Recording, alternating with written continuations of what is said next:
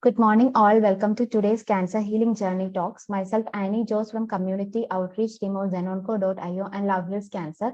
Cancer Healing Journey Talks helps cancer survivors and caregivers to share their journey with vast number of survivors and caregivers who have traveled or been traveling through this journey. This can inspire and motivate them for their faster recovery as well. I would like to introduce today's speaker, Ashley Kelly. She is a breast cancer survivor. Her husband recently started a non-profit project called Building Barrier, which is basically for cancer caregivers and their benefits. So thank you so much, Ashley, for joining us for this session today. So over to you. You're welcome. Thanks for having me. So I was recently diagnosed with breast cancer. June 21st, 2021 was the day that I got news. Just a little bit about my story. I have no real strong family connection to cancer. I have a couple cousins who have had cancer, but it's really not prominent in my life. I haven't really been around anyone who's gone through this journey before super closely. And my husband noticed a lump on my breast while I was pregnant. And he had mentioned, like, hey, I think maybe we should ask your OBGYN about this lump. I'm sure it's nothing, but let's just bring it up just in case. So I said, okay, yeah, sure. If you Google lumps in breast while pregnant, there's about 1 million articles that say you don't have cancer. There's nothing to worry about. It's very common to have lumps as your body is preparing to have a baby and breastfeed. So we brought it up at my next OB appointment about 2 weeks later. She did a breast exam, said, oh, I feel the lump, but it does not feel to me to be of concern, but just in case, let's get an ultrasound just so we can ease our minds. Okay, great. So we go get an ultrasound, and then of course I was there forever, and they suggested that we get the mass biopsied. And then one thing led to another. The biopsy came back that it was cancerous. So I got the call from my OBGYN that told me that it was in fact cancerous. It's called mucinous or invasive mucinous carcinoma, which is different than most people. I would say most people are invasive ductal carcinoma. I'd never heard of mucinous carcinoma. And my OBGYN had also never heard of that before. So he referred me to an oncologist and a breast surgeon to get more information. And then that's when, everything kind of unfolded, where we learned that it was possibly stage 2 or stage 3. They didn't know yet. I'm triple positive. So I'm positive for progesterone, estrogen, and HER2. And then it would require the whole treatment plan, I guess you could say. Invasive mucinous carcinoma is typically not invasive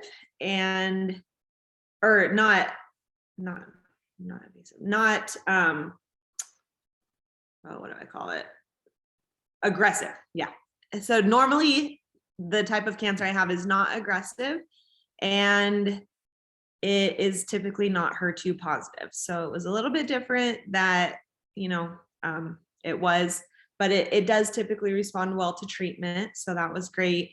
One of the first things that I was told was that I would not have to terminate my pregnancy, which was a huge relief, I guess. If you're, pregnant and you get diagnosed with something, the first thing that comes to mind is, what about the baby, right?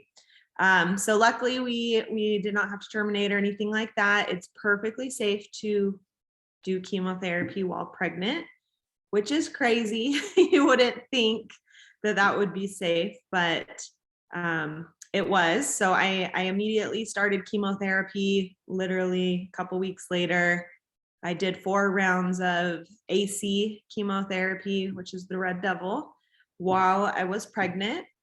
And then I delivered my baby at 36 weeks gestation. They took her a little bit early. She was completely healthy. She didn't even stay in the NICU or anything like that. We went home 28 hours after delivery. And then 2 weeks after I delivered, I started Taxol and Herceptin. And that's basically where I'm at in my treatment right now. I have 16 rounds of chemo total, 4 of the AC, which I completed. And then I have 3 left of my Taxol chemotherapy. And then the Herceptin will continue for 12 months. And then after I finish, so I finish in 3 weeks. I have 3 weeks left because I'm doing Taxol every week right now. I'll finish on January 27th. And then I will wait about 6 weeks to have a double mastectomy with reconstruction.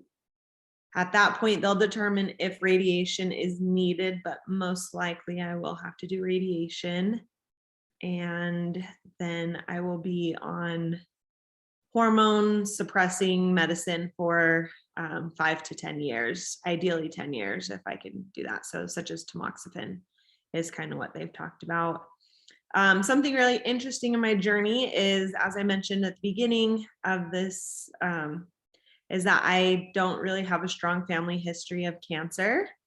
Of course, they ask you a few questions and they decided to do the genetic testing. And I actually am positive for 2 different gene mutations, which according to the genetic counselor I met with is super, super rare to have 2 completely separate mutations. So I'm positive for ATM and CHEK2, which both give me elevated risk for not only breast cancer, but multiple other types of cancers. So there's talks of possibly doing, a hysterectomy of some sort at some point in time in my life. And then the rest of my family has started the testing process to see if anyone else is positive for any of these gene mutations. And so far I have one sister who's negative and one sister who's positive. So she's kind of starting the journey of deciding if she wants to do a voluntary mastectomy to eliminate the risk of potential breast cancer in her life. So we're just kind of figuring this out. We haven't really ever been through this before, but luckily so far my cancer is responding to treatment. My tumor is getting smaller, which is the goal. So, and just lots of friends and family and support. Great to hear. I mean, see that, okay, so we are beating up the cancer with always the smile. So I think you should keep smiling, Ashley. And so how did you manage your emotional well-being so throughout the journey? Oh man, at first it was really rough. It's just a shock, I guess, when you first find out you have cancer. I will say sleeping pills have been a great benefit to me because, initially you can't sleep, you're scared, there's so many unknowns and it's just really hard to, kind of just rest your mind. I would wake up in the night just crying and my husband would hold me and you're just like, oh, is this my life right now? So sleeping pills have been a lifesaver for me, but I've been really open about my journey on Instagram. I have a lot of friends and family that want to stay updated. And so I try to update my Instagram about once a week with just how everything's going, how I'm feeling, what's new. And that's been really therapeutic and really nice to not have to tell everyone everything all the time. And a lot of people are invested, I guess, in my journey. And so I have a lot of support and love and help. Just today, I had a friend just randomly drop off muffins just because she wanted to, so it's just been really great to be open with it. And I think it's helped me deal with it emotionally. That's great. So How is your experience with the doctors and other medical staff so far? It's been great. So something that was really interesting is, like you start out, you get diagnosed and you have no clue what doctors to see, like there's so many doctors involved because you have like a breast surgeon, an oncologist, a plastic surgeon. I had an OB, I had a high risk OB. Like there were just so many doctors, and where do you start? Like which doctors are the good doctors? How do you know, like it's very time sensitive. So it's not like you can just like go talk to a million doctors. You kind of have to trust, referrals and word of mouth, and the doctors that seem to be the most recommended are hard to get into. You can't get appointments quickly, but it's important to get seen quickly because you don't know how aggressive your cancer is, and literally a few weeks could potentially make a big difference. So there was a few doctors that I kind of had my heart set on seeing, and I couldn't get in for like 6 weeks, which was far too long. And so that was really stressful and really hard. But I had a close family friend reach out who was a doctor, and he was able to make a few calls, and miraculously I had an appointment the next day. So just I've seen a lot of blessings, with from God and from friends and family, like a lot of miracles along the journey that I felt really inspired with how to go about my treatment. And I've been very happy with the care that I've received, luckily. All right. So did you make any lifestyle changes during the treatment?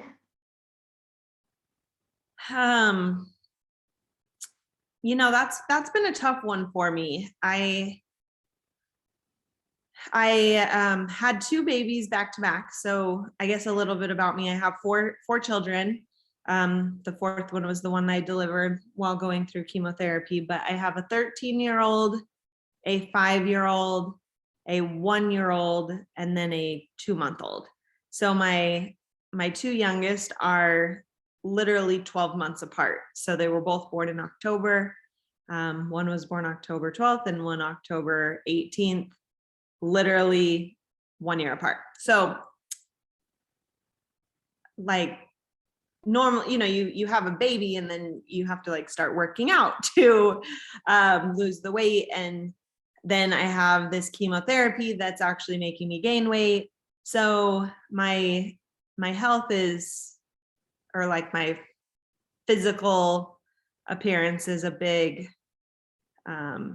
pain point for me right now, because I'm not feeling like my best as far as, I just put on a lot of weight and now the chemotherapy, and you don't feel good. I have a lot of headaches with my chemotherapy. So working out isn't, I don't know. It's just hard to do right now. So I'm just trying to figure that out. With the holidays, it's hard to eat healthy. So that's definitely my New Year's resolution is to try to make better lifestyle changes. But I think I've just been kind of trying to take it day by day at this point in time. That's a great resolution. So do you think cancer has changed in a positive way? Has it changed me in a positive way? Right. I mean, yeah, absolutely. I think you take every day, like every day is a gift. Death becomes more real, like you're not this invincible person that can just do whatever they please. It just really puts things in perspective, makes you more grateful. My mom has been a huge help to me, and so it's brought our relationship closer. She's actually here right now with my baby, holding her, so that I could do this. So definitely, I think there's no way cancer couldn't change you. It's it's life altering in every way, you know? So if you don't change from it, I don't think that's really possible. You just grateful for every day that you have, and grateful for the days that you feel good, and grateful for modern medicine that it can help. And, you know, just a lot of gratitude, and puts a lot of things in perspective. Yeah. So what will be your message to other survivors and caregivers out there? Oh, my message. My message is that life is a gift, and that you can do it. When you first get diagnosed, it is so overwhelming and it's so hard, and it literally feels like your life is over. And I can tell you that your life is not over. I really live a blessed life, and cancer hasn't stopped me. I actually had a friend message me on Instagram just a couple days ago, telling me how much she admired me because cancer hasn't stopped me from living my life. I go to the party, I throw the party, I go on the vacation. I haven't let it completely just throw me into this dark depression. I've really tried to keep a lot of normalcy. I'm still working. I'm still, I'll go out of town if I can between doctor's appointments. I throw parties at my house. I still am very much living my life. And I think when I first was diagnosed, I didn't think that I could. I thought my whole life was over. I'm just gonna live under a rock and be bald, and nobody, I'm just not gonna, like, my life is over essentially. And it's not over, I just got this beautiful wig, very bald underneath here, but you wouldn't know. And I look normal, and just try to manage work and family and cancer treatment. So I would say live life to the fullest, even if you are going through treatment. All right, thank you. So can you talk a little bit about your husband's new project, nonprofit, Building Barriers? Yes. So when I was diagnosed, a lot of the attention was on me. Obviously, I was the one that was diagnosed. I was the one that, everyone felt bad for and reached out to and offered support. And my husband's life was literally turned upside down just as much as mine. We have 4 kids, a baby, another baby coming. His life was uprooted just about as much as mine was, right? Like we both kind of went through trauma. But he never wanted to make it about him. Obviously, you want to make it about the cancer patient. You don't want to be like, well, I'm struggling over here, right? So he kind of suffered silently, I would say.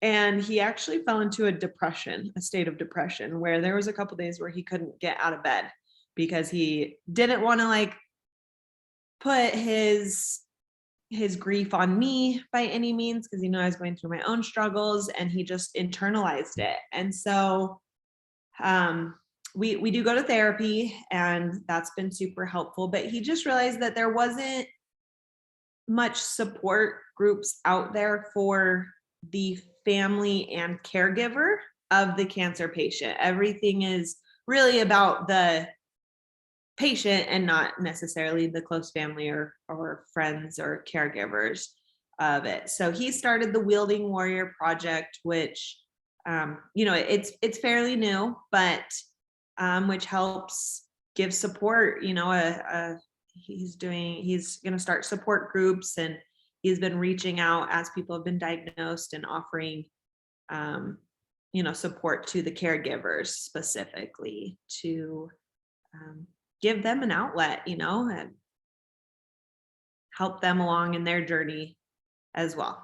So that's the Wielding Warrior Project. And you could find it on Instagram and Facebook as the Wielding think it's just at WellBeing Warrior Project. All right. So that was really wonderful. So one last question, Ashley, will be like, what will be your, like, if you have to summarize your journey in one sentence, so what would that be? I'm blessed. I've really Great. seen a lot of blessings in my journey. I think that would summarize it.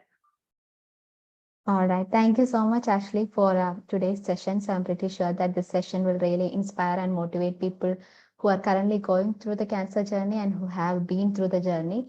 So thank you so much once again. You're welcome. Thank you for having me. Thank you so much.